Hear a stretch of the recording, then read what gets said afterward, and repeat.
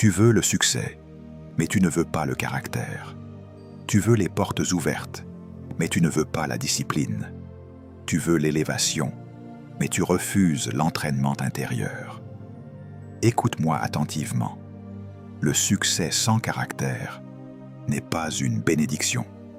C'est une condamnation déguisée. Parce que Dieu ne te détruit pas avec ton échec. Il peut te laisser être corrigé par ton échec. Mais si tu montes trop vite sans être forgé, c'est ton succès qui va t'exposer, t'écraser, te corrompre et te ridiculiser. Tu demandes à Dieu une plateforme, mais tu n'as pas encore une colonne vertébrale. Tu cries pour une promotion, mais tu n'as pas encore une gouvernance intérieure. Tu pries pour une influence, mais tu n'as pas encore un caractère stable quand personne ne te regarde. Et voilà pourquoi certains reçoivent ce qu'ils ont demandé, puis perdent ce qu'ils ont reçu. Ils ont poursuivi une destination avec un cœur non préparé. Ils ont voulu la couronne sans le feu. Ils ont voulu l'apparence du roi sans les lois du royaume. Je te le dis calmement, mais je te le dis comme une vérité tranchante. Dieu n'est pas pressé de te donner ce que tu veux, parce qu'il est plus engagé à te former que de te satisfaire. Il ne te prépare pas pour impressionner les hommes. Il te prépare pour supporter le poids de ce qu'il t'a promis. Et si tu ne comprends pas cette loi, tu vas confondre le retard avec le rejet, alors que c'est souvent une miséricorde. Dieu ne retarde pas pour te frustrer. Il retarde pour te renforcer. Il ne ferme pas pour t'humilier. Il ferme pour t'enseigner l'ordre, l'endurance, l'obéissance, la maîtrise de toi. Tu veux savoir si tu es prêt? Regarde ce que tu fais quand tu n'as aucune récompense immédiate. Regarde comment tu parles quand tu es contrarié. Regarde ton cœur quand tu n'es pas célébré. Regarde si tu sais rester droit quand tu pourrais tricher. Si tu sais rester fidèle quand personne ne contrôle. Si tu sais rester constant quand tu n'as pas d'applaudissements. Le caractère, ce n'est pas ce que tu annonces. Le caractère, c'est ce que tu pratiques en secret, jusqu'à ce que cela devienne ta nature. La parole dit « Ne vous conformez pas au siècle présent, mais soyez transformés par le renouvellement de l'intelligence, afin que vous discerniez quelle est la volonté de Dieu, ce qui est bon, agréable et parfait. » Romains chapitre 12, verset 2. Entends bien, Dieu ne te donne pas d'abord le succès, il te donne d'abord une transformation. Parce que ton futur ne se joue pas seulement dans ce que tu obtiens, il se joue dans ce que tu deviens. Alors aujourd'hui, tu ne vas pas écouter ce message comme un discours motivant. Tu vas l'écouter comme un appel à la restructuration. Si tu es prêt à forger ton caractère avant de toucher ton succès, montre-le par un geste simple. Laisse un like, abonne-toi et écris en commentaire une phrase qui prouve ta décision intérieure. Je choisis la discipline avant la récompense. Écoute-moi. Le problème principal de ta vie n'est pas un démon caché derrière chaque difficulté. Ce n'est pas une malédiction familiale à chaque tournant. Ce n'est pas l'environnement, le quartier, le pays, ni même le manque d'opportunités. Oui, il existe des oppositions spirituelles. Oui, il existe des injustices humaines. Oui, il existe des blessures héritées. Mais si tu fais de ces choses le centre de ton explication, tu vas passer ta vie à combattre à l'extérieur ce que tu refuses de gouverner à l'intérieur. La vérité qui te confronte, c'est celle-ci. La majorité des gens ne perdent pas leur destinée par manque de prière, mais par manque de discipline personnelle.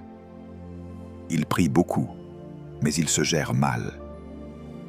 Ils demandent à Dieu d'ouvrir une porte, mais ils n'ont pas la structure pour rester dans la pièce une fois la porte ouverte. Ils demandent une bénédiction, mais ils n'ont pas l'ordre intérieur pour porter ce que Dieu donne. Alors ils appellent cela attaque, alors que c'est souvent simplement absence de gouvernement intérieur. Parce que tant que tu peux prier et continuer à mentir, ce n'est pas un démon qui te domine, c'est une tolérance au désordre. Tant que tu peux jeûner et rester paresseux, ce n'est pas l'ennemi qui te bloque, c'est ton absence d'entraînement. Tant que tu peux crier « Seigneur », mais vivre sans règles, sans horaire, sans constance, sans priorité, tu es en train de demander à Dieu une récolte, alors que tu refuses la semence quotidienne. Et Dieu n'est pas impressionné par tes émotions spirituelles. Dieu répond à l'obéissance, parce que l'obéissance est une preuve d'alignement. Tu veux une révélation qui réveille ta conscience? Le diable n'a pas besoin de t'arrêter si tu t'arrêtes toi-même. Il n'a pas besoin de détruire ton futur si tu détruis déjà ton présent par indiscipline. Il n'a pas besoin de fermer des portes si tu ne termines jamais ce que tu commences. Il n'a pas besoin de voler ta paix si tu refuses de discipliner ton esprit, ta langue, tes habitudes, ton sommeil, ton temps, tes fréquentations. La vérité, c'est que beaucoup de personnes attribuent au spirituel ce qui est simplement le fruit d'un caractère non forgé. Regarde ta vie avec honnêteté. Combien de fois as-tu dit « je vais changer » puis tu as attendu de ressentir l'envie de changer? Combien de fois as-tu dit « je vais me lever tôt » puis tu as obéi à la paresse comme si c'était une autorité? Combien de fois as-tu dit « je vais prier » puis tu as laissé ton téléphone décider à ta place? Combien de fois as-tu dit « je vais travailler sur mon projet » puis tu as laissé tes émotions te gouverner? Ce n'est pas un problème de capacité, c'est un problème de commandement. Tu n'as pas un problème de potentiel, tu as un problème de discipline. Et voilà la réalité du royaume. Là où il n'y a pas de gouvernement, il y a de l'anarchie. Là où il n'y a pas d'ordre, il y a de la confusion. Là où il n'y a pas de loi, il y a de la décadence. Dieu ne bâtit pas sur le désordre. Il ne scelle pas son approbation sur une vie que tu refuses d'organiser. Ce n'est pas parce que Dieu ne t'aime pas, c'est parce que Dieu te respecte assez pour ne pas alimenter ton chaos. Si Dieu te donnait certaines choses maintenant, tu appellerais cela bénédiction. Mais dans 6 mois, tu appellerais cela pression. Et dans 1 an, tu appellerais cela dépression. Parce qu'un don non soutenu par un caractère devient un poids. Tu dois comprendre ceci. La discipline est la preuve silencieuse que tu es prêt. Elle est le langage de la maturité. Elle est le sceau de la fiabilité. Dieu cherche des hommes et des femmes qui peuvent être confiés, pas seulement utilisés. Parce que tu peux être talentueux et dangereux. Tu peux être oint et instable. Tu peux être intelligent et indiscipliné. Tu peux être puissant en public et faible en privé. Et c'est exactement là que le caractère intervient. Il ferme l'écart entre ce que tu dis et ce que tu vis. Dans la psychologie du changement, il existe une vérité simple que tu dois accepter. Tu ne changes pas quand tu comprends. Tu changes quand tu décides. Tu peux entendre 1000 messages, lire 1000 livres, recevoir 1000 prophéties. Si tu n'installes pas des règles, tu ne fais que collectionner de l'information. Or, l'information n'est pas transformation. La transformation exige une structure, une répétition, une reprogrammation. Et cette reprogrammation s'appelle discipline. Le cerveau humain se recable par ce que tu répètes, pas par ce que tu applaudis. Voilà pourquoi tu peux être touché le dimanche et identique le lundi. Parce que l'émotion a parlé à ton cœur, mais la discipline n'a pas encore gouverné tes habitudes. Et maintenant, Je te parle comme un homme du royaume. Tu ne peux pas prier pour une récolte tout en semant le désordre. Tu ne peux pas réclamer la moisson du succès alors que tu sèmes l'instabilité. La Bible dit « Ne vous y trompez pas, on ne se moque pas de Dieu. Ce qu'un homme aura semé, il le moissonnera aussi. » Galates chapitre 6, verset 7. Et si tu sèmes des nuits sans maîtrise, tu récolteras des matins sans puissance. Si tu sèmes des journées sans ordre, tu récolteras une destinée sans forme. Si tu sèmes des décisions impulsives, tu récolteras des conséquences lourdes. Tu veux forger ton caractère avant le succès? Alors tu dois arrêter de déplacer la responsabilité. Tu dois arrêter de dire « Quand Dieu fera ceci, je ferai cela. » Dans le royaume, tu obéis d'abord, puis tu vois.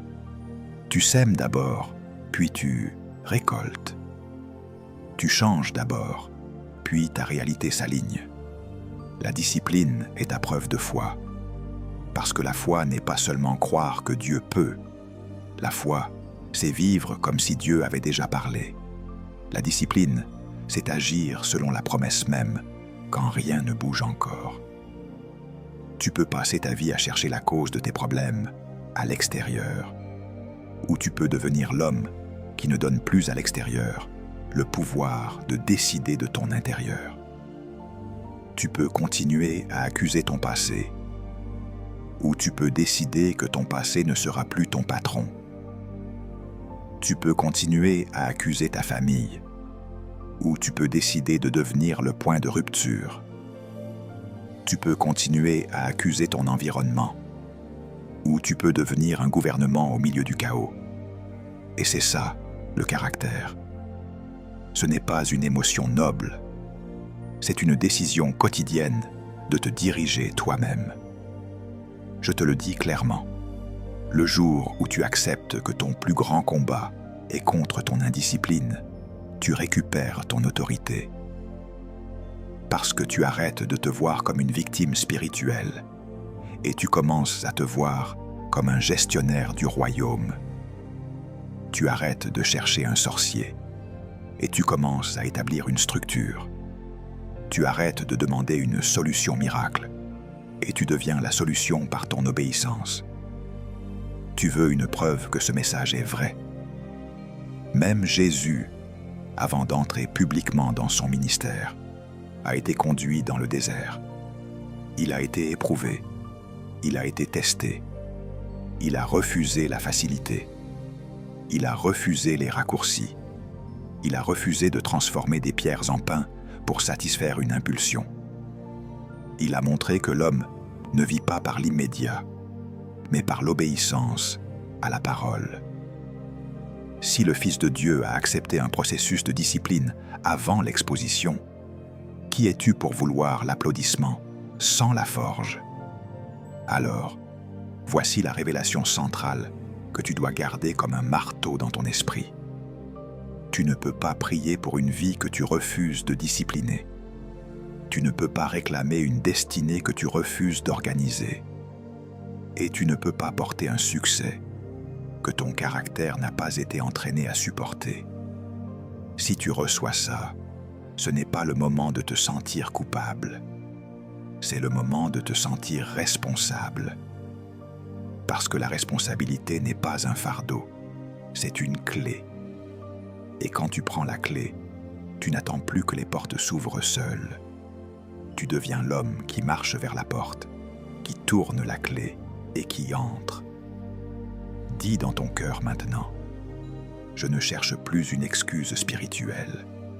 Je forge mon caractère. Je reprends le gouvernement intérieur. Je deviens la preuve vivante que Dieu peut faire confiance à un homme. Écoute attentivement, parce que ce que tu vas entendre va corriger une perception fausse qui t'a longtemps affaibli. La discipline n'est pas une punition. La discipline est un entraînement. Tant que tu vois la discipline comme une sanction, tu la fuiras. Mais le jour où tu comprends que la discipline est une préparation, tu commenceras à la désirer. Dieu ne discipline pas pour humilier. Il discipline pour qualifier. Il ne discipline pas pour briser ton identité. Il discipline pour éliminer ce qui menace ton futur. Un athlète ne s'entraîne pas parce qu'il est mauvais. Il s'entraîne parce qu'il est appelé à gagner. Un soldat ne se soumet pas à des règles strictes parce qu'il est faible. Il s'y soumet parce qu'il doit survivre sur le champ de bataille. De la même manière, la discipline dans le royaume n'est pas un signe de condamnation, c'est un signe d'appel. Si Dieu exige de toi un certain ordre, c'est parce qu'il voit un certain poids à venir. Et ce poids s'appelle la destinée. Tu dois graver cette vérité dans ton esprit. La discipline est la monnaie de la destinée. Tu ne payes pas ton futur avec des paroles. Tu le payes avec des habitudes. Tu ne finances pas ton appel avec des émotions spirituelles. Tu le finances avec des décisions quotidiennes. Chaque fois que tu te lèves alors que tu pourrais dormir, tu investis dans ton futur.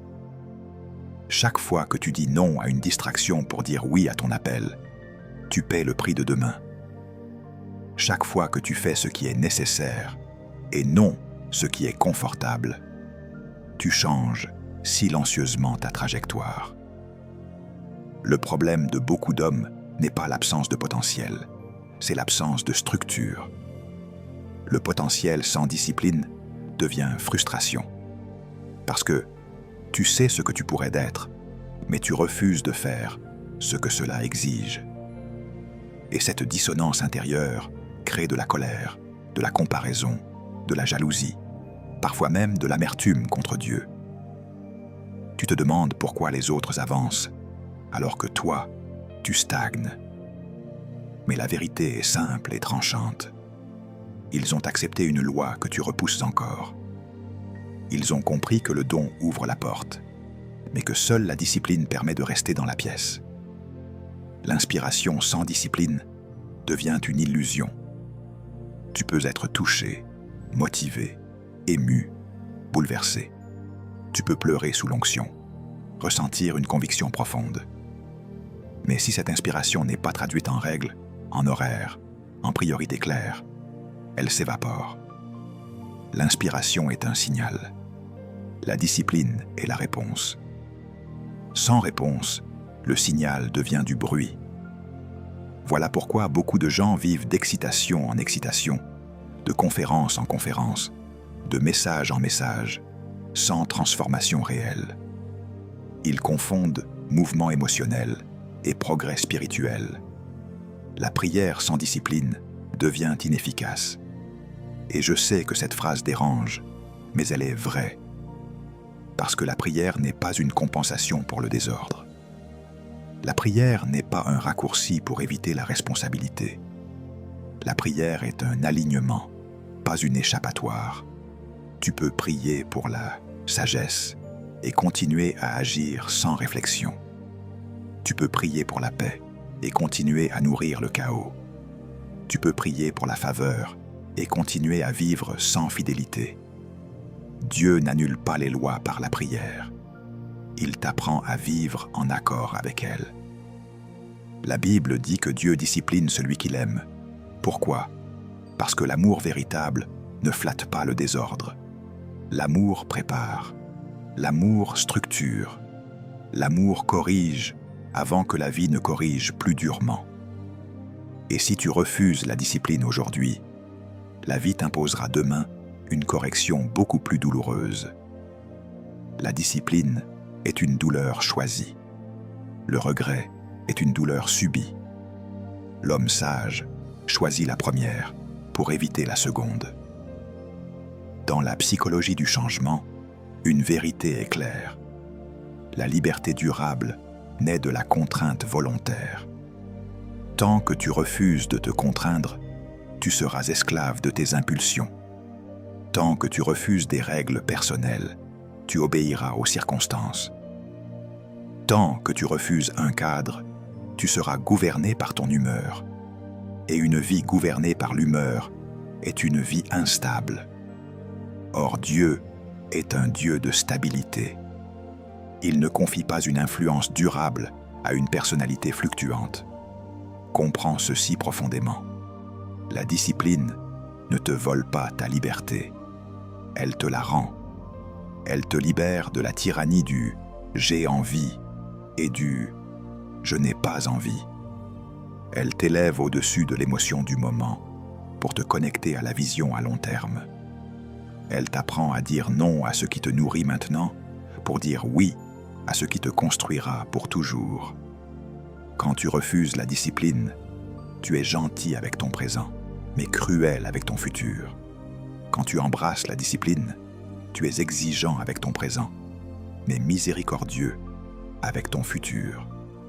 Et le caractère se forge exactement là, dans ces décisions invisibles, répétées, non applaudies, mais puissantes. Le caractère, ce n'est pas ce que tu fais une fois sous la pression. C'est ce que tu fais chaque jour, par conviction. Je te parle avec autorité, parce que cette loi ne négocie pas. Tu peux l'aimer ou la détester, mais elle fonctionnera quand même. Le succès ne respecte pas les intentions. Il respecte la discipline. La destinée ne répond pas aux promesses verbales. Elle répond aux structures internes. Et Dieu, dans sa sagesse, ne contournera jamais la discipline pour te donner ce que ton caractère ne peut pas encore porter. Alors décide aujourd'hui de changer ta relation avec la discipline. Ne la vois plus comme une prison, mais comme une forge. Ne la vois plus comme une perte, mais comme un investissement. Ne la vois plus comme une contrainte, mais comme une preuve de maturité spirituelle. Parce que le jour où la discipline devient ton allié, le succès cesse d'être un danger et commence à devenir un outil entre les mains de Dieu. Écoute-moi. Si tu veux forger le caractère avant le succès, tu dois comprendre une loi que la création prêche chaque jour, sans ouvrir la bouche. Dieu n'est pas un Dieu d'improvisation. Dieu est un Dieu d'ordre. Et l'ordre n'est pas seulement une question d'organisation humaine. L'ordre est une loi spirituelle. C'est une signature divine. C'est une empreinte du royaume. Quand Dieu veut manifester quelque chose, il commence par établir un cadre. Il ne verse pas une destinée sur une vie sans structure, parce que ce serait déposer un trésor dans un récipient fissuré. Regarde les saisons. Elles ne négocient pas. Elles obéissent. L'hiver ne décide pas un matin de devenir l'été parce qu'il n'a pas envie. Le printemps ne dit pas « Aujourd'hui, je suis fatigué. Je ne ferai pas pousser la vie. » La création suit des cycles, des limites, des ordres, des temps. Regarde le soleil. Il se lève à 1 heure. Il se couche à 1 heure. Il n'a pas besoin d'encouragement. Il fonctionne par décret. Regarde les étoiles. Elles restent à leur place. Elles suivent des trajectoires. Elles gardent une discipline cosmique. Regarde les océans. Ils sont immenses, puissants, indomptables. Mais ils ont des frontières. Ils ont une limite. Ils obéissent à une ligne invisible que Dieu a fixée. Et tu dois entendre ce que cela te dit. La puissance sans limite devient destruction. La grandeur sans ordre devient chaos. Maintenant, comprends ceci. Le seul élément de la création qui lutte contre l'ordre, c'est l'homme. Pas parce que Dieu l'a créé pour être confus, mais parce que Dieu lui a donné le libre arbitre. Et le libre arbitre est une arme à double tranchant. Il te donne la capacité d'aimer Dieu volontairement, mais il te donne aussi la possibilité de refuser la discipline. La création n'a pas le choix d'obéir. Toi, tu l'as. Et c'est pour cela que la plupart des vies deviennent désordonnées, pas par manque de destin, mais par abus du libre arbitre. L'homme utilise sa liberté pour fuir les règles, alors que Dieu lui a donné la liberté pour choisir les règles. Reviens au commencement. Genèse ne commence pas avec un sermon sur la prospérité. Genèse commence avec l'ordre. Au début, La terre était informe et vide. Il y avait la confusion, l'obscurité, l'abîme. Et que fait Dieu? Il ne bénit pas le chaos. Il ne dit pas « Reste comme ça, je t'aime ». Il impose l'ordre. Il sépare. Il définit. Il classe. Il nomme. Il structure. Il dit « Lumière », puis il sépare la lumière des ténèbres. Il dit « Firmament », puis il sépare les eaux.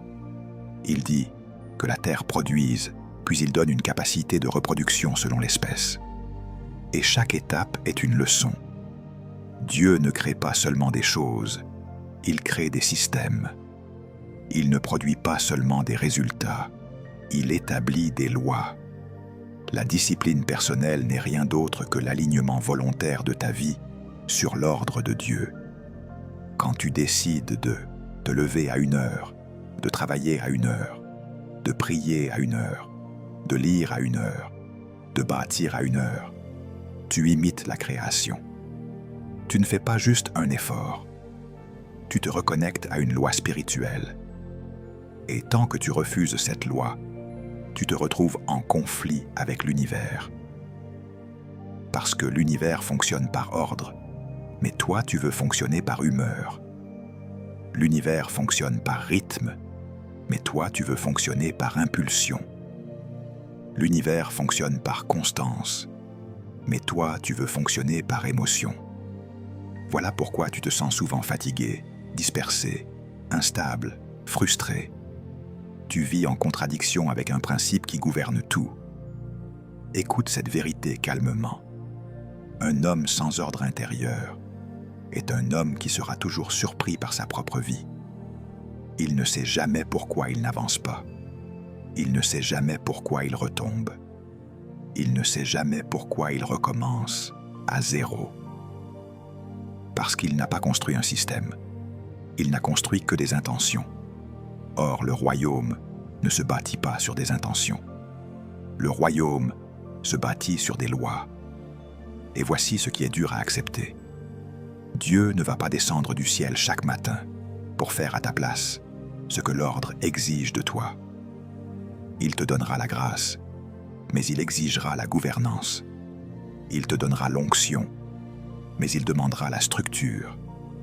Il te donnera la vision, mais il attendra la discipline. Parce que Dieu ne bénit pas seulement une personne, il bénit une administration.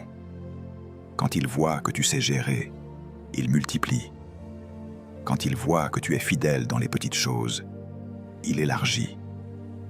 Mais quand il voit que tu disperses, il retient. Non pas pour t'affamer, mais pour te sauver. Parce qu'une multiplication sans ordre devient une multiplication de problèmes. Tu dois comprendre aussi que l'ordre n'est pas seulement externe. L'ordre est d'abord interne. C'est l'ordre de tes pensées. C'est l'ordre de tes priorités. C'est l'ordre de tes désirs. C'est l'ordre de ta langue. C'est l'ordre de tes relations. C'est l'ordre de ton temps. Si ton esprit est en désordre, ton emploi du temps le sera. Si ton cœur est en désordre, tes décisions le seront. Si ta vie intérieure est confuse, ton futur le sera. Voilà pourquoi le caractère doit être forgé avant le succès. Parce que le succès révèle immédiatement ton niveau d'ordre. Le succès n'améliore pas ton caractère, il amplifie ce qui existe déjà. Si tu es désordonné à petite échelle, tu seras catastrophique à grande échelle. Alors aujourd'hui, laisse Genèse te prêcher. Dieu sépare avant de remplir. Dieu ordonne avant de multiplier. Dieu nomme avant de confier. Et toi aussi, tu dois apprendre à séparer. Séparer ce qui te construit de ce qui te détruit. Séparer ce qui est essentiel de ce qui est accessoire. Séparer l'appel du divertissement. Séparer la discipline de l'impulsion. Séparer la vision des excuses. Parce que tant que tout est mélangé, rien n'avance.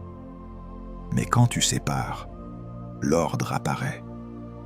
Et quand l'ordre apparaît, la faveur trouve une place où se poser.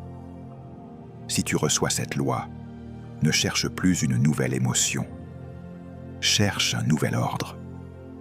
Parce que l'ordre est une prophétie silencieuse. Il annonce à ton futur que tu es prêt.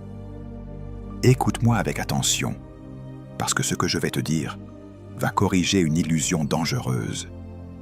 Le leadership ne commence jamais avec une position. Il commence avec une maîtrise. Tu ne diriges jamais des personnes avant de t'être dirigé toi-même.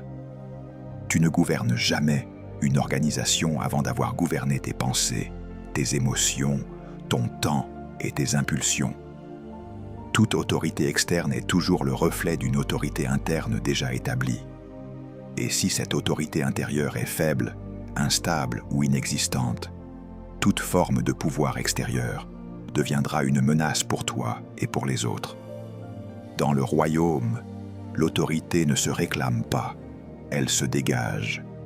Elle n'est pas annoncée, elle est ressentie. Elle ne dépend pas du volume de ta voix, mais de la cohérence de ta vie. Les gens n'obéissent pas longtemps à quelqu'un qui ne s'obéit pas lui-même. Ils peuvent être impressionnés un moment, mais ils ne seront jamais transformés durablement. Parce que l'autorité véritable ne vient pas de ce que tu dis, mais de ce que tu incarnes. Et ce que tu incarnes est toujours le produit de ta discipline personnelle. Tu dois comprendre ceci clairement. L'autodiscipline est le fondement du leadership. Sans autodiscipline, tu peux avoir du charisme, mais pas de crédibilité. Tu peux avoir de l'intelligence, mais pas de constance. Tu peux avoir de la vision, mais pas de stabilité. Or, le leadership exige plus que des idées brillantes. Il exige une fiabilité quotidienne. Les gens suivent ceux qui sont prévisibles dans leur caractère, pas ceux qui sont brillants par intermittence. La constance inspire plus de confiance que l'excitation. Regarde comment Dieu fonctionne. Avant de confier une mission publique, il observe la gestion privée. Avant de donner une autorité visible, il teste la fidélité invisible. Moïse a dirigé un peuple parce qu'il avait appris à se diriger seul dans le désert. David a gouverné une nation parce qu'il avait appris à gouverner ses responsabilités dans l'anonymat. Joseph a administré une nation parce qu'il avait appris à se discipliner dans la prison.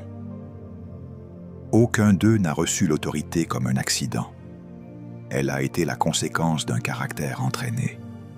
Et maintenant, écoute cette parole avec sérieux. L'apôtre Paul dit « Je traite durement mon corps et je le tiens assujetti, de peur qu'après avoir prêché aux autres, je ne sois moi-même disqualifié. » Première épître aux Corinthiens, chapitre 9, verset 27. Cette phrase est explosive. Paul ne parle pas d'un péché extérieur. Il parle de la nécessité de gouverner ses propres impulsions. Il comprend une loi que beaucoup ignorent. On peut être puissant dans le message et disqualifié dans la vie. On peut enseigner le royaume et vivre sans règne intérieur. Et Paul refuse cette contradiction. Il choisit la discipline comme assurance contre la disqualification. Voilà pourquoi tant de leaders tombent. Pas parce qu'ils n'avaient pas l'onction, pas parce qu'ils n'avaient pas l'appel, mais parce qu'ils ont cru que le don pouvait remplacer la discipline. Ils ont confondu le charisme avec le caractère. Ils ont cru que la faveur divine annulait les lois de la gouvernance personnelle. Et quand la pression est venue, ce qui n'avait pas été maîtrisé s'est manifesté. Le succès n'a pas créé leur chute, il l'a révélée. Le leadership du royaume ne consiste pas à contrôler les autres. Il consiste d'abord à se contrôler soi-même. Celui qui ne sait pas dire non à ses propres désirs deviendra un tyran ou un esclave lorsqu'il aura du pouvoir. Parce que le pouvoir amplifie ce qui n'a pas été discipliné. Si tu es orgueilleux sans autorité, tu seras destructeur avec autorité. Si tu es impulsif sans influence, tu seras dangereux avec influence. Si tu es instable dans l'ombre, tu seras scandaleux dans la lumière. La psychologie du leadership confirme cette vérité spirituelle. Les leaders les plus respectés sont ceux qui ont des règles personnelles non négociables. Ils ne sont pas gouvernés par leurs humeurs. Ils ne décident pas selon leurs émotions. Ils vivent selon des principes. Et ces principes deviennent une boussole pour ceux qui les suivent. Les gens n'ont pas besoin d'un leader parfait. Ils ont besoin d'un leader prévisible dans son intégrité. Quand tu disciplines ta vie, tu envoies un message silencieux, mais puissant. Tu es digne de confiance. Tu montres que tu peux être constant sans être surveillé. Tu montres que tu peux être fidèle sans être applaudi. Tu montres que tu peux être responsable sans être récompensé immédiatement. Et Dieu regarde cela. Les hommes regardent cela. Le ciel et la terre répondent à cela. Parce que la discipline crée un alignement qui attire l'autorité. Tu dois saisir ceci profondément. L'autorité spirituelle n'est pas donnée pour impressionner. Elle est donnée pour servir. Et tu ne peux pas servir durablement si tu ne sais pas te maîtriser. Le vrai leader n'est pas celui qui impose sa volonté. C'est celui qui a soumis sa volonté à des lois supérieures. C'est celui qui a accepté d'être gouverné par la vérité avant de gouverner les autres par l'exemple. Alors pose-toi cette question, non pas pour te condamner, mais pour t'évaluer honnêtement. Si Dieu te donnait aujourd'hui une influence plus large, est-ce que ton caractère pourrait la soutenir? Si Dieu élargissait ton territoire maintenant, est-ce que ta discipline actuelle serait suffisante pour gérer la pression? Si Dieu t'élevait aujourd'hui, est-ce que tu resterais le même en privé? Si la réponse te dérange, ce n'est pas une mauvaise nouvelle. C'est une invitation à la forge. Parce que Dieu ne refuse pas l'autorité à ceux qui l'appellent. Il la retarde jusqu'à ce qu'il soit prêt. Et la préparation n'est pas mystique, elle est pratique. Elle s'appelle autodiscipline. Elle s'appelle cohérence. Elle s'appelle intégrité. Elle s'appelle maîtrise de soi. Retiens ceci comme une loi du royaume. Plus tu te gouvernes, plus tu peux être gouverné par Dieu. Et plus tu es gouverné par Dieu, plus tu peux gouverner avec justice. Le leadership authentique naît quand la discipline personnelle rencontre une vision divine. Écoute-moi sans filtre. Tant que tu protèges tes excuses, tu retardes ton futur. Les excuses sont des anesthésiants spirituels. Elles ne te tuent pas immédiatement, mais elles endorment ta responsabilité jusqu'à ce que ta destinée s'éteigne lentement. Et la plus dangereuse de toutes, celle qui paraît inoffensive, mais qui détruit silencieusement des vies entières, c'est cette phrase « Je n'ai pas envie ». Cette phrase n'est pas une émotion banale, c'est une abdication d'autorité. Le jour où tu permets à « Je n'ai pas envie » de devenir un critère de décision, tu as déjà cédé le gouvernement de ta vie à ton humeur. Et une vie gouvernée par l'humeur est une vie sans direction. Tu n'es plus conduit par un but, tu es ballotté par des sensations. Tu n'avances plus vers une vision, tu réagis à des états d'âme. Et cela, dans le royaume, s'appelle une perte de souveraineté intérieure. Comprends ceci une fois pour toutes. Les émotions sont de mauvais leaders. Elles sont instables par nature. Elles montent, elles descendent, elles varient selon la fatigue, la faim, la frustration, la comparaison, la peur. Les émotions sont de bons indicateurs, mais de très mauvais décideurs. Elles peuvent t'informer de ce que tu ressens, mais elles ne doivent jamais décider de ce que tu fais. Le but, lui, est constant. La vision ne change pas chaque matin. L'appel ne fluctue pas selon ton niveau d'énergie.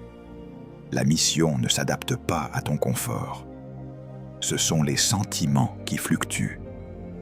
Et quand tu laisses ce qui fluctue gouverner ce qui doit rester stable, tu construis sur du sable. Regarde honnêtement ta vie. Combien de décisions importantes as-tu reportées parce que tu n'en avais pas envie? Combien d'habitudes nécessaires as-tu abandonnées parce que tu ne les ressentais plus? Combien de disciplines salvatrices as-tu rejetées parce qu'elles te demandaient un effort immédiat? Et ensuite, combien de fois as-tu appelé cela de la sagesse, du discernement, ou même de la direction divine, alors que c'était simplement de l'évitement? La vérité est dure, mais elle libère. Ce que tu appelles parfois paix intérieure est en réalité une fuite bien habillée. Dans la psychologie du changement, il existe une loi simple. Ce que tu répètes devient ce que tu crois. Si tu répètes que tu n'as pas envie, ton cerveau apprend que l'effort est optionnel. Il apprend que l'inconfort est un signal d'arrêt. Il apprend que la gratification immédiate est prioritaire sur la construction à long terme.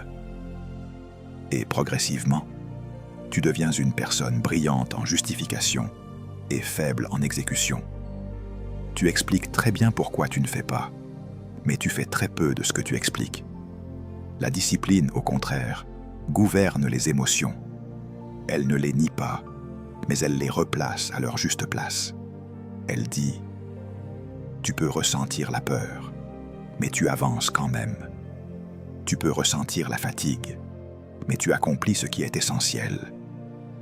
Tu peux ressentir l'envie d'abandonner, mais tu respectes ton engagement. » Et c'est là que le caractère se forge réellement.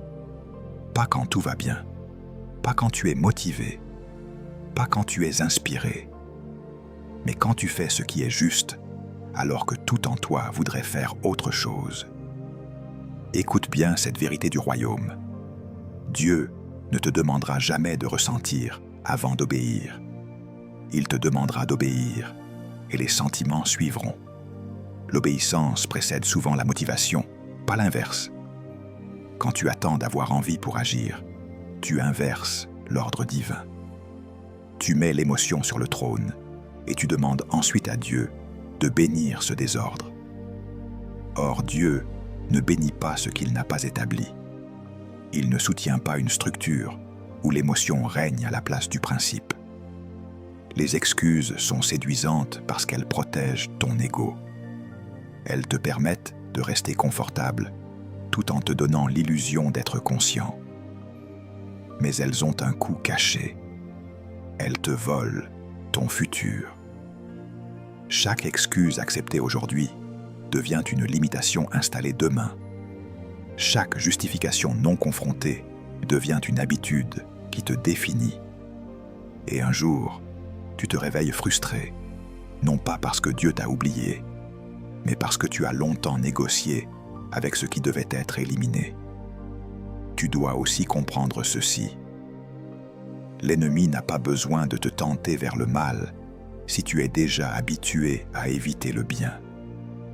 Il n'a pas besoin de t'entraîner dans le péché si tu es déjà indiscipliné dans l'obéissance. Il lui suffit de te laisser vivre sans structure. Le désordre prolongé produit les mêmes dégâts que la rébellion ouverte. Parce que dans les deux cas, la volonté de Dieu n'est pas exécutée. Alors aujourd'hui, une décision s'impose. Tu dois retirer le pouvoir à cette phrase. Je n'ai pas envie.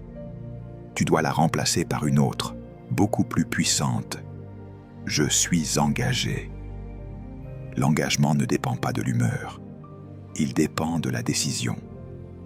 L'engagement dit « Je fais ce qui doit être fait, parce que mon futur mérite un présent discipliné. » L'engagement dit « Je n'obéis plus à ce que je ressens. J'obéis à ce que je sais être juste. » Je te parle avec autorité, parce que cette étape est cruciale. Tant que tu tolères les excuses, aucune transformation durable n'est possible. Mais le jour où tu démolis ces excuses, tu récupères ton pouvoir intérieur. Tu cesses d'être un spectateur de ta vie. Tu redeviens un acteur conscient, responsable, aligné. Et c'est là que le caractère commence à prendre une forme solide, capable de porter le succès sans s'effondrer. Écoute-moi.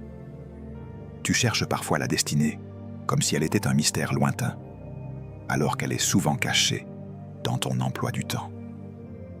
Tu demandes à Dieu un futur différent, mais tu répètes les mêmes schémas chaque jour.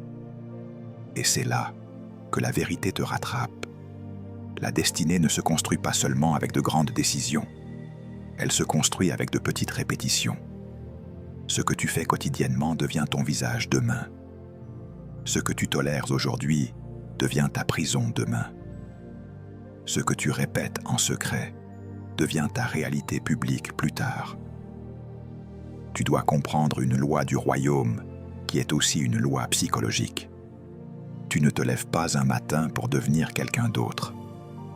Tu te lèves un matin pour être la somme de ce que tu as pratiqué.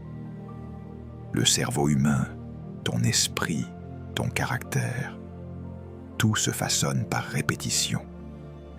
Et c'est pour cela que les habitudes sont des prophéties. Elles annoncent ton avenir sans parler. Elles prédisent ce que tu deviendras, parce qu'elles révèlent déjà ce que tu sers. Une habitude n'est pas un simple comportement. C'est un autel. Et ce que tu répètes, tu l'honores. Tu dis vouloir la paix, mais ton habitude nourrit le stress. Tu dis vouloir la clarté, mais ton habitude nourrit la confusion. Tu dis vouloir la croissance, mais ton habitude nourrit la stagnation. Tu dis vouloir la pureté, mais ton habitude nourrit des compromis. Et tu dois entendre ceci.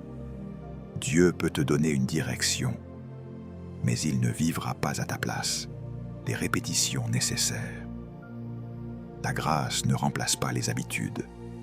La grâce rend possible un nouveau chemin, mais tes habitudes déterminent si tu vas vraiment marcher sur ce chemin.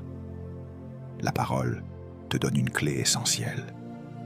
Ne vous conformez pas au siècle présent, mais soyez transformés par le renouvellement de l'intelligence. Romains chapitre 12, verset 2. Le renouvellement de l'intelligence n'est pas un événement. C'est un processus. Ce n'est pas une émotion occulte. C'est une reprogrammation quotidienne.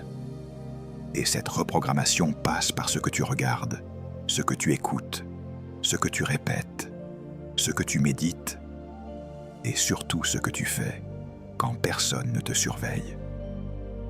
Tu dois accepter une réalité humiliante mais libératrice. Ton futur est déjà en construction chaque matin. Quand tu te lèves sans intention, tu laisses le hasard écrire ton histoire. Quand tu commences ta journée sans prière, sans parole, sans plan, tu donnes ton esprit au bruit, puis tu t'étonnes d'être confus. Quand tu donnes les premières minutes de ta journée à la distraction, tu offres ton autel matinal à ce qui ne peut pas te porter. Et ensuite, tu demandes à Dieu de bénir ton jour. Mais tu ne bénis pas un jour en prononçant des mots seulement. Tu bénis un jour en l'ordonnant. La psychologie du changement appelle cela l'effet cumulatif. Une petite action répétée devient une grande transformation. Une petite négligence répétée devient une grande destruction. Ce n'est pas un démon qui te ruine le plus souvent. Ce sont des schémas non corrigés. Ce sont des routines non sanctifiées. Ce sont des choix non gouvernés. Tu ne tombes pas d'un coup. Tu glisses par habitude. Tu ne réussis pas d'un coup. Tu montes par habitude. Et voilà pourquoi ton caractère doit être forgé avant le succès. Parce que le succès est un amplificateur. Il amplifie tes routines. Il amplifie tes mécanismes. Il amplifie ton rapport au temps, à l'argent, à la tentation, à la colère, à l'orgueil. Si tes habitudes sont faibles maintenant, elles deviendront catastrophiques sous la pression du succès. Si tes habitudes sont fortes maintenant, elles deviendront ta protection quand la tentation viendra. Tu veux savoir si tu es prêt pour ce que tu demandes? Regarde tes habitudes, pas tes prières occasionnelles, pas tes bonnes intentions. Regarde tes habitudes, ton heure de lever, ton usage du téléphone, ton rapport à la lecture, ton rapport au travail, ton rapport à la parole de Dieu, ton rapport à l'effort, ton rapport à la vérité, ton rapport à la planification, parce que tes habitudes révèlent ton vrai maître. Et maintenant, écoute une correction qui va te donner de la force. Tu n'as pas besoin d'une motivation gigantesque. Tu as besoin d'un système simple. Une habitude est plus puissante qu'une émotion parce qu'elle agit même quand l'émotion n'est pas là. C'est pour cela que les hommes disciplinés avancent, même quand ils sont fatigués. Ils ne dépendent pas de l'envie, ils dépendent du rythme. Ils ont construit une route intérieure. Et quand la route est construite, tu n'as plus besoin de te battre chaque jour pour recommencer. Tu marches. Dans le royaume, les habitudes ne sont pas seulement des routines humaines. Elles peuvent devenir des actes d'adoration.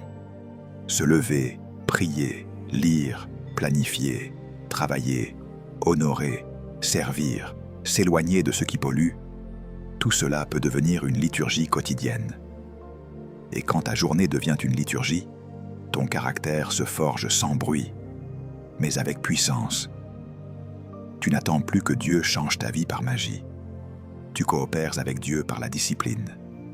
Tu dois donc décider aujourd'hui de sanctifier ton emploi du temps. Pas demain, aujourd'hui. Parce que la destinée se construit dans l'emploi du temps. Ce que tu ne planifies pas, tu le perds. Ce que tu ne protèges pas, tu l'abandonnes. Ce que tu ne répètes pas, tu ne le deviens pas. Écoute-moi. La discipline n'est pas seulement un outil pour mieux gérer ton temps. La discipline est un instrument de transformation d'identité. Elle ne se contente pas d'améliorer ta performance. Elle change ta nature. Elle ne fait pas que corriger tes habitudes. Elle détruit un ancien toi pour révéler un nouveau toi. Et c'est exactement pour cela que beaucoup la craignent. Parce qu'ils ne veulent pas seulement changer leurs résultats, ils devraient changer leur personne. Or, le succès sans métamorphose est dangereux, parce qu'il élève un homme ancien dans une position nouvelle. Regarde la graine. Une graine n'a pas l'apparence de ce qu'elle porte. Elle est petite, cachée, silencieuse. Mais à l'intérieur, il y a une destinée. Pourtant, cette destinée ne sort jamais tant que la graine refuse d'être enterrée. Et c'est une loi. Pour devenir, tu dois accepter une forme de mort. La discipline est cet enterrement volontaire. Elle t'enfouit loin des applaudissements. Elle te met dans un endroit où personne ne te célèbre. Elle te prive d'une partie de ton confort. Elle te coupe de certaines distractions. Et ton ancien toi crie parce qu'il ne veut pas être enterré. Mais si la graine refuse la terre, elle reste intacte et inutile. Si toi tu refuses la discipline, tu restes intact et frustré. Regarde le cocon. Le papillon n'apparaît pas par décision émotionnelle. Il apparaît par processus. Il y a un moment où l'être ancien doit entrer dans un confinement. Il doit être isolé, pressé, limité. Ce cocon n'est pas une prison, c'est une chambre de transformation. La discipline fonctionne comme ce cocon. Elle dit « Désormais, tu ne vis plus comme avant. Désormais, tu ne te disperses plus comme avant. Désormais, tu ne manges plus tout ce qui te nourrit émotionnellement. Désormais, tu ne te couches plus à n'importe quelle heure. Désormais, tu ne réponds plus à tout le monde. Désormais, tu ne dis plus oui à tout. Et ton ancien toi appelle cela restriction. Mais ton futur appelle cela préparation. Tu dois saisir ceci. La discipline détruit l'ancien soi. Pas en le tuant physiquement, mais en lui retirant le pouvoir de gouverner.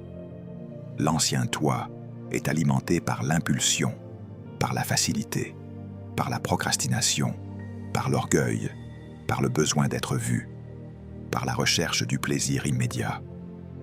et la discipline coupe l'alimentation. Elle ferme les robinets. Elle interrompt les cycles. Elle dit « Tu ne mènes plus cette vie ». Et au début, c'est violent. Parce que ce que tu ne nourris pas proteste. Ce que tu refuses renforce sa voix pendant un moment.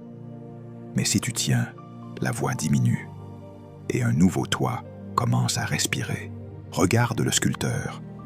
Il voit dans un bloc de marbre quelque chose que personne d'autre ne voit. Les gens regardent la masse brute.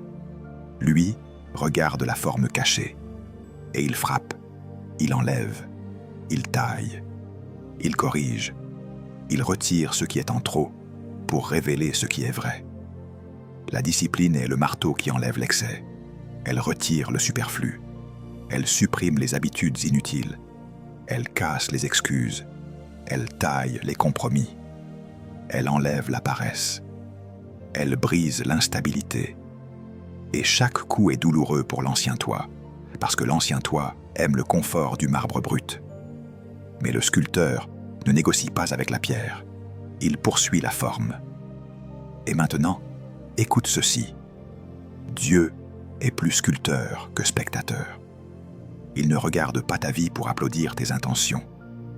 Il regarde ta vie pour façonner ton caractère. Il voit ce que tu dois devenir. Il voit la forme royale cachée sous les couches d'habitudes faibles. Il voit l'autorité sous tes hésitations. Il voit le leader sous tes émotions. Il voit le bâtisseur sous tes dispersions. Et parfois, sa grâce se manifeste par une pression qui t'oblige à changer. Non pas parce qu'il veut te faire mal, mais parce qu'il veut te révéler. Regarde le papillon. Personne ne peut sortir le papillon du cocon à sa place sans le détruire. Si quelqu'un ouvre le cocon trop tôt, le papillon sort, mais il ne peut pas voler. Parce que la résistance du cocon participe au renforcement de ses ailes. La discipline agit exactement comme cette résistance. Elle construit ta force intérieure. Elle développe ta capacité à porter la pression. Elle entraîne tes muscles spirituels. Elle fortifie ta constance. Voilà pourquoi les raccourcis sont des ennemis de la destinée. Un raccourci peut t'amener plus vite, mais il t'amène faible. Et un homme faible dans une grande saison devient fragile. C'est ici que tu comprends une révélation. La discipline n'est pas là pour te priver de la vie. Elle est là pour te qualifier pour la vie. Elle n'est pas là pour éteindre ta joie. Elle est là pour te donner une joie stable qui ne dépend pas des circonstances. Elle n'est pas là pour casser tes rêves. Elle est là pour rendre tes rêves possibles, parce qu'elle te rend capable. La métamorphose par la discipline, c'est le passage d'un état à un autre. Tu passes de l'homme réactif à l'homme gouvernant. Tu passes de l'homme impulsif à l'homme intentionnel. Tu passes de l'homme dispersé à l'homme focalisé. Tu passes de l'homme instable à l'homme enraciné. Et ce passage n'est pas mystique, il est pratique. Il se produit quand tu répètes les mêmes choix justes, même quand tu n'en as pas envie. Il se produit quand tu refuses les mêmes distractions encore et encore. Il se produit quand tu tiens les mêmes engagements jusqu'à ce que ton identité change. Et voilà ce que tu dois retenir. Le succès ne doit jamais être ton premier objectif. Ton premier objectif, c'est la transformation. Parce qu'un caractère transformé peut survivre au succès. Mais un caractère non forgé sera détruit par le succès. Écoute-moi avec gravité. À ce stade, si tu continues seulement à acquiescer sans agir, ce message deviendra une condamnation et non une libération. La révélation sans application durcit le cœur. La vérité entendue sans décision affaiblit l'âme. Maintenant, il ne s'agit plus de comprendre. Il s'agit de changer de structure. Parce que la transformation n'est pas mystique. Elle devient mathématiquement prévisible quand tu alignes des actions simples, répétées, intentionnelles. Se lever tôt n'est pas une vertu spirituelle en soi. C'est un acte de gouvernement. Quand tu te lèves tôt, tu dis à ton corps, à ton esprit et à ton environnement que tu n'es plus gouverné par la paresse. Tu récupères les premières heures, celles où ton esprit est le plus clair, celles où le monde est encore silencieux. Tu prends de l'avance sur le chaos. Tu ne cours plus après ta journée, tu la commandes. Et ce simple acte, répété, change ton identité. Tu ne te vois plus comme quelqu'un qui subit le temps, mais comme quelqu'un qui l'administre. Prier n'est pas un rituel émotionnel, c'est un réalignement stratégique.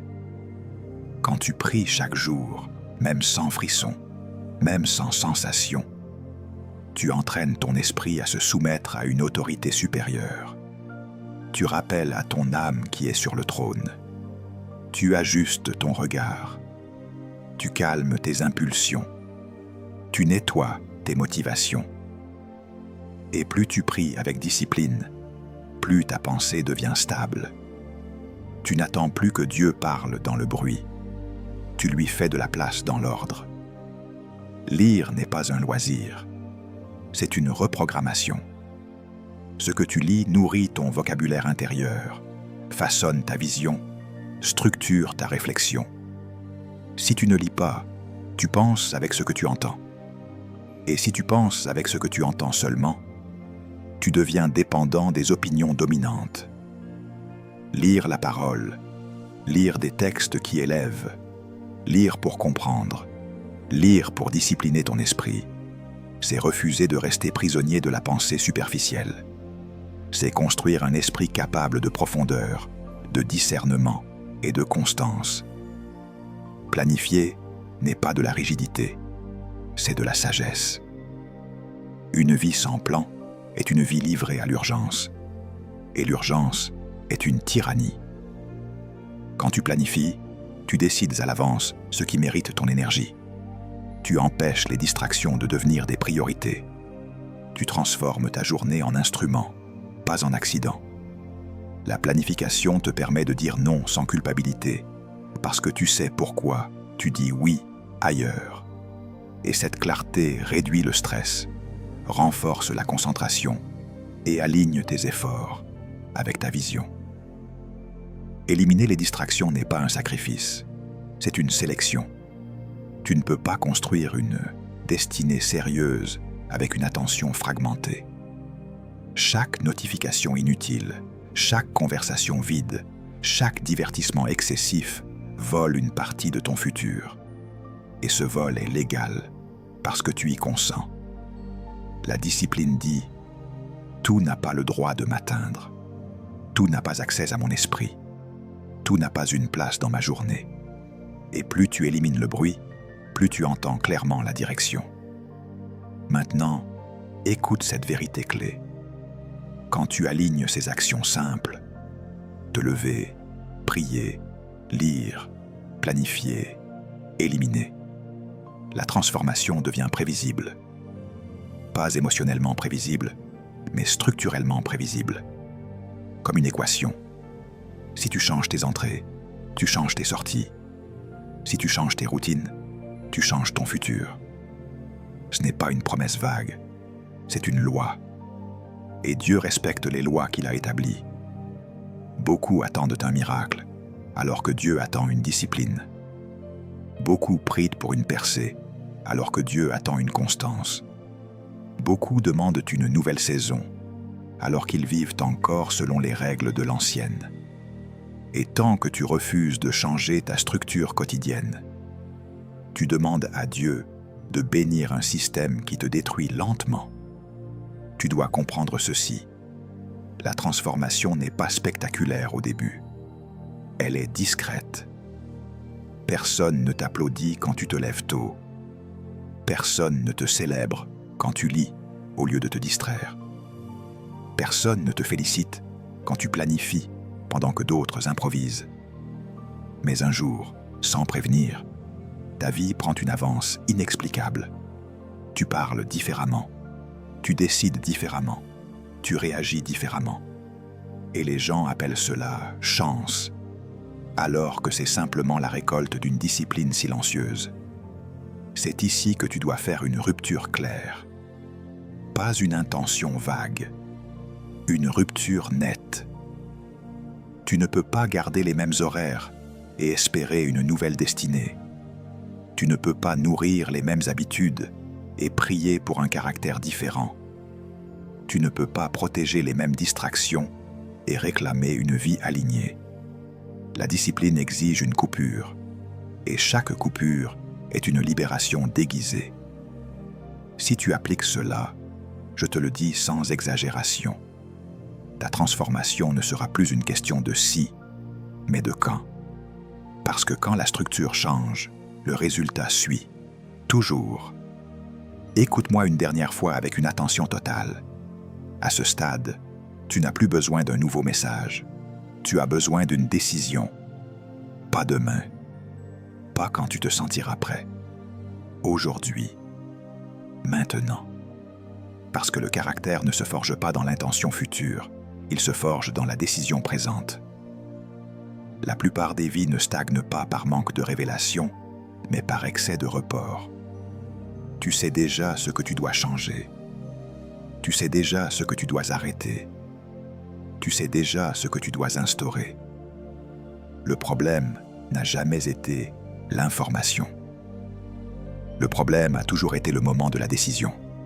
Et tant que tu repousses ce moment, tu restes coincé entre deux mondes, trop conscient pour ignorer, trop indiscipliné pour transformer. Comprends ceci avec clarté. Chaque jour sans décision renforce l'ancien toi. Chaque jour sans action consolide les habitudes qui te maintiennent petit. Chaque jour où tu dis « demain », tu votes contre l'homme que tu pourrais devenir. Le caractère ne se construit pas par des promesses que tu te fais, mais par des règles que tu t'imposes. Et ces règles doivent commencer aujourd'hui. Sinon, elles resteront théoriques. Tu ne peux pas continuer à demander à Dieu un succès qui exige un caractère que tu refuses encore de forger. Ce serait injuste pour ton futur. Ce serait dangereux pour ton âme. Dieu ne veut pas seulement t'élever, il veut te préserver.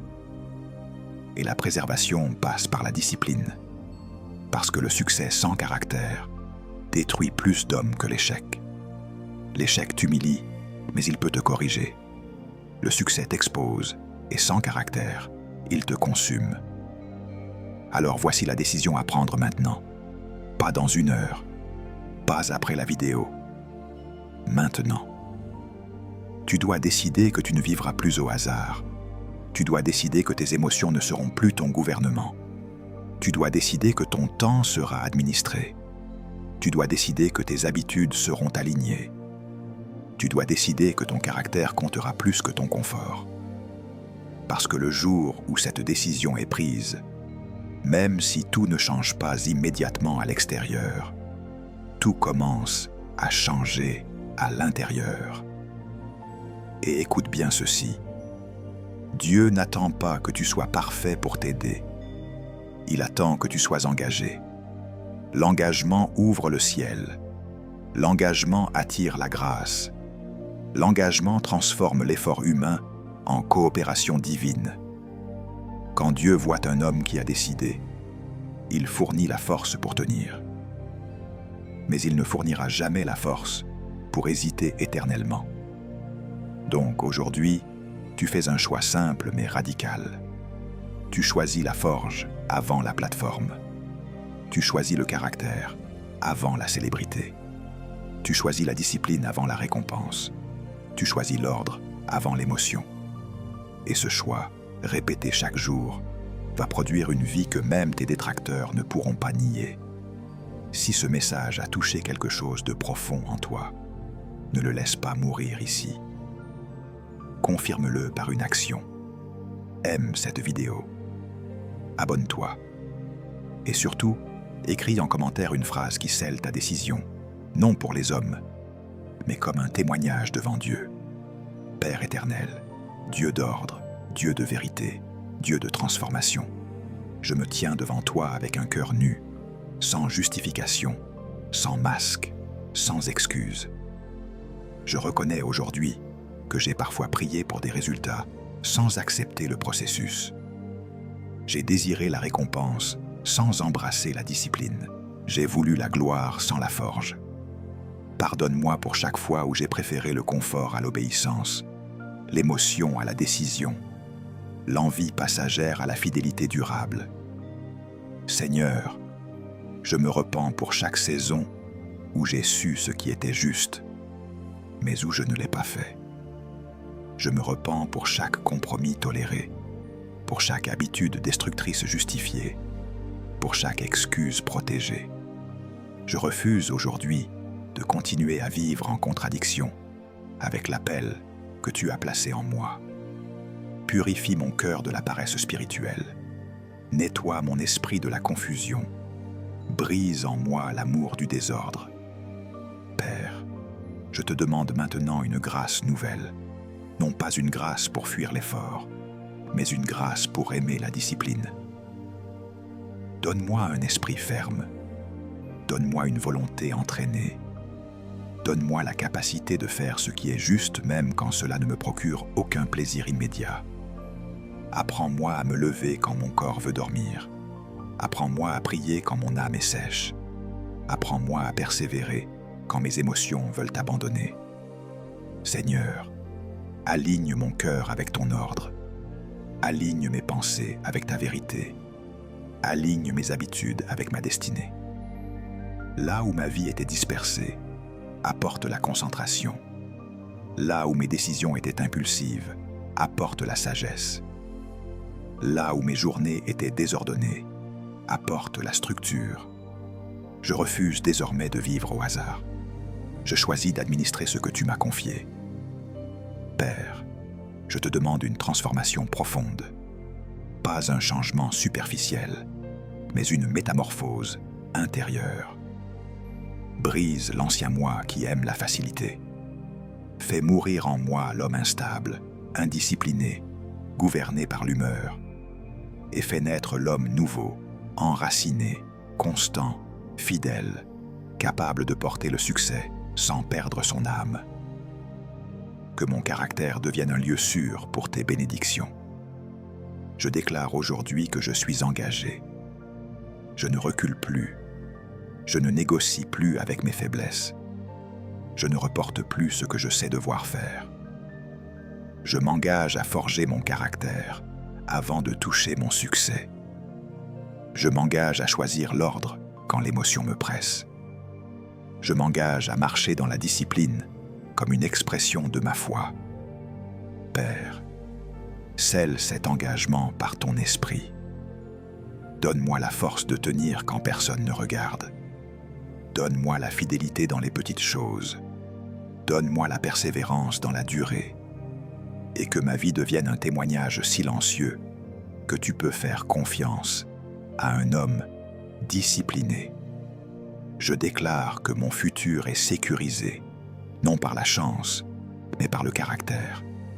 Non par la facilité, mais par l'obéissance. Non par l'émotion, mais par la discipline. Et je te rends grâce d'avance pour l'homme que je deviens, jour après jour, sous ta main. Amen.